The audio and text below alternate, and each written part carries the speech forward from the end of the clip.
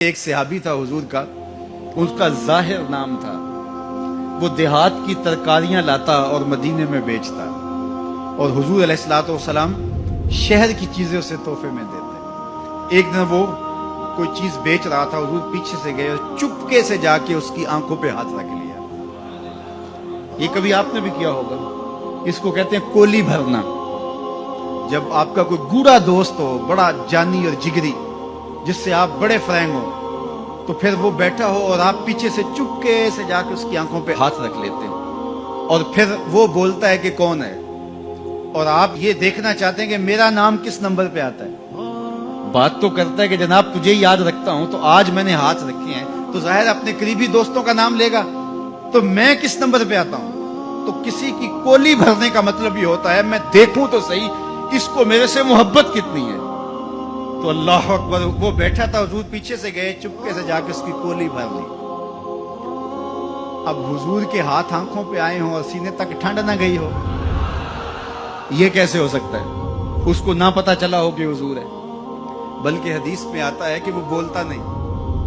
حضور آنکھیں دبا رہے ہیں اور وہ بولتا نہیں، بلکہ جب اس کو یقین ہو گیا کہ حضور ہی ہیں، تو اس نے اپنی کمر کو پیچھے حضور کے سینے سے جوڑ کے رگڑنا شروع کر دیا، اور حضور دبا رہے ہیں کہ یعنی وہ بتائے کہ میں کون ہوں، لیکن وہ بولتا ہی نہیں ہے۔ مجھے میاں صاحب یاد آئے، لوگ تو اس کو مجاز کے معنی میں لیتے ہیں، میں یہاں یہ شعر پڑھتا ہوں۔ سفنے دے وچ ماہی ملیا تے گل وچ پا لیاں باواں، سفنے دے وچ ماہی ملیا تے گل وچ پا لیاں باواں، ڈر دی ماری اکھ نہ کھولاں متا پھر وچھڑ نہ جاواں، ڈر دی ماری اکھ نہ کھولاں متا پھر وچھڑ نہ جاواں۔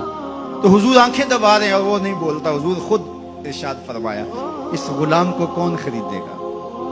تو اس نے کہا حضور مجھے کس نے خریدنا ہے، میں تو بہت سستا ہوں۔ فرمایا تو بہت مہنگا ہے۔ اللہ اکبر، تو اللہ کے ہاں بہت مہنگا ہے۔ تو حضور یوں بھی پیار کیا کرتے۔ تو نام کوئی اور تھا، حضور نے لاٹ سے کہا ذوالیدین، او دو ہاتھوں والے، نام ہی دو ہاتھوں والا پڑ گیا۔ ایک دن کسی نے حضرت ذوالیدین سے پوچھا کہ یہ تو حضور نے لاٹ سے کہا ذوالیدین، لوگوں نے بھی کہنا شروع کر دیا، نام تو تمہارا کوئی اور ہوگا، بتاؤ تمہارا اصل نام کیا تھا؟ حضرت ذوالیدین بولے میرا اصل نام وہی ہے جو حضور نے رکھ دیا ہے۔ ساری زندگی اپنا نام ہی نہیں بتائے، کہا میرا وہی نام ہے جو حضور نے رکھ دیا ہے۔ حضرت سفینہ رضی اللہ تعالیٰ عنہ، اللہ اکبر، سفینہ کس طرح ان کا نام پڑا؟ نام اس طرح پڑا کہ جب قافلہ چلتا تھا تو حضرت سفینہ جو ہے وہ پیچھے رہتے، حضور نے کہا کہ تم ذرا پیچھے رہو، قافلے میں سے کسی شخص کی کوئی چیز گری پڑی ہو تو وہ اٹھا لیا کرو۔ پھر قافلہ جہاں پڑاؤ کرتا تو وہ آواز دیتے بھئی کسی کی کوئی شے گم ہے تو وہ مجھ سے لے لے۔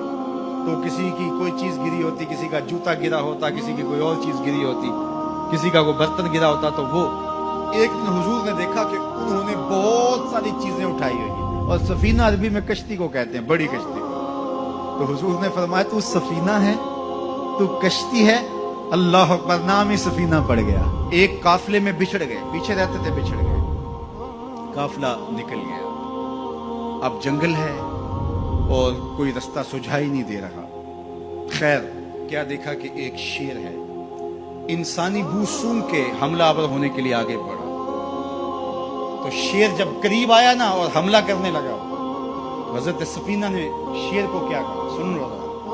شیر کو مخاطب ہو کے اس کی آنکھوں میں آنکھیں ڈال کے کہا، یا ابل حارث انا مولا رسول اللہ صلی اللہ علیہ وسلم، اے جنگل کے بادشاہ سن، میں رسول اللہ کا غلام ہوں۔ بس آپ کے کہنے کی دیر تھی، اس نے دم ہلانا شروع کر دیا، اور وہ آگے آگے چلتا تھا۔ راوی لکھتا ہے کہ وہ آگے آگے دوڑتا تھا اور آوازیں نکالتا تھا، اور اگر اور کوئی جانور ہوتا تو اس کو بھی کہتا پیچھے ہٹو۔ وہ پروٹوکول گاڑی نہیں ہوتی، وہ پروٹوکول کے طور پہ آگے آگے چل رہا تھا، یہاں تک کہ قافلے تک پہنچا کے پھر واپس آتا ہے۔ جو خدا اور رسول کا ہو جاتا ہے، زمانہ اس کا ہو جاتا ہے۔